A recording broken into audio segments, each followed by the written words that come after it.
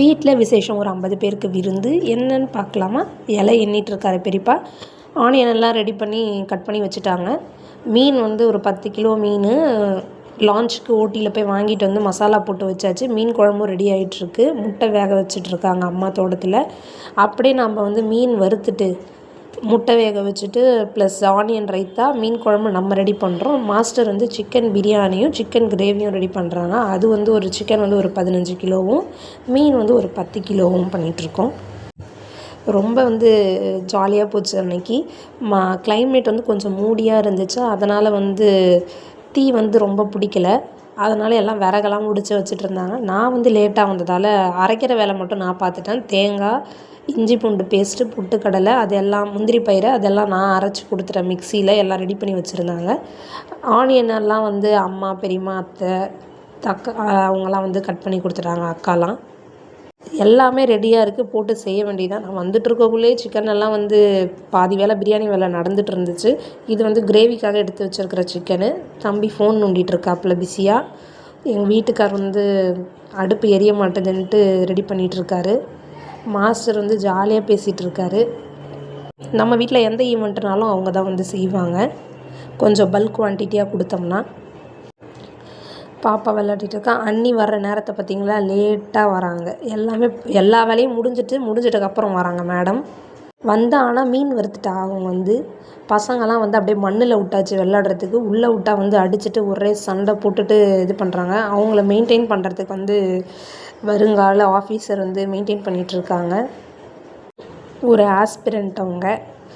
அப்படியே வந்து மகிழினி வந்து மண்ணில் விட்டாலே ஆச்சுன்னு ஒரே பெரியப்பா தூக்கிட்டு வந்து விடுறதுக்கு வராங்க. அதுக்கப்புறம் இந்தாங்க வச்சுக்கோங்கன்னு சொல்லிட்டு, வேணாம் நீங்களே வச்சுக்கோங்கன்றதுக்கு கேட்க மாட்றாங்க. அப்படியே எல்லாமே ரெடி ஆகிடுச்சு. சைட் பை சைட் கருவேப்பிலை பார்த்திங்களா எவ்வளோ ஃப்ரெஷ்ஷாக இருக்குதுன்னு. ஒரு 30-40 கருவேப்பிலை மரம் இருக்குது எங்கள் வீட்டில். ஆனால் நான் இங்கே வந்து சென்னையில் காசு கொடுத்து வாங்கிட்டு இருக்கேன். வாழை மரம் பார்த்திங்களா ஒரு 10-15 கன்று இருக்கும். இங்கே வந்து ரைஸ் வந்து வாஷ் பண்ணிகிட்ருக்காங்க. பிரியாணிக்கு போடுறதுக்காக பிரியாணி ரைஸ் அப்படியே போட்டு இறக்கியாச்சு. தம் போட வேண்டியதான்னு சொல்லிட்டு இருந்தாங்க. தம் போட்டு இது பண்ணிட்டோம்.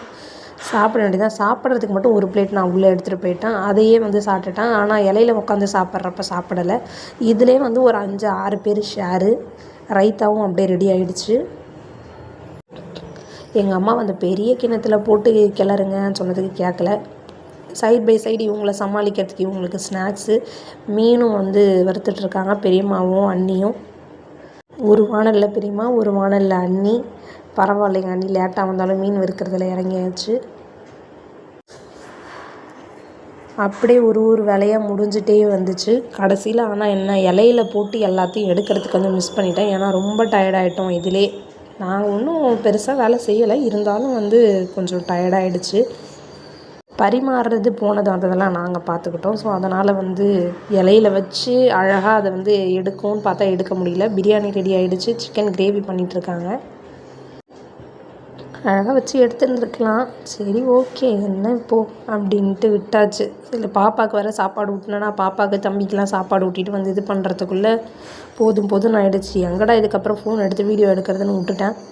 அப்படியே மீன் மட்டும் வறுத்துட்ருக்கப்போ மீனை ஒரு ஷிஃப்ட்டு ஊட்டி முடிச்சாச்சு. அதுக்கப்புறமா தான் சாப்பாடு ஊட்டினோம். ஆயா, தாத்தா எல்லாம் வந்துட்டுருக்காங்க ஊர்லேருந்து. ஒரே வந்து பெங்களூர் அவங்க நேற்று போயிட்டு அப்படியே நைட்டு தான் வந்து இறங்கி காலையில். ஸ்கூல் போறியா? பண்ணி வைக்க போறியாடா? ஐயோ ஏன்டா? அப்படியே நெக்ஸ்ட் வீடியோக்கு மறக்காமல் சப்ஸ்கிரைப் பண்ணிக்கோங்க.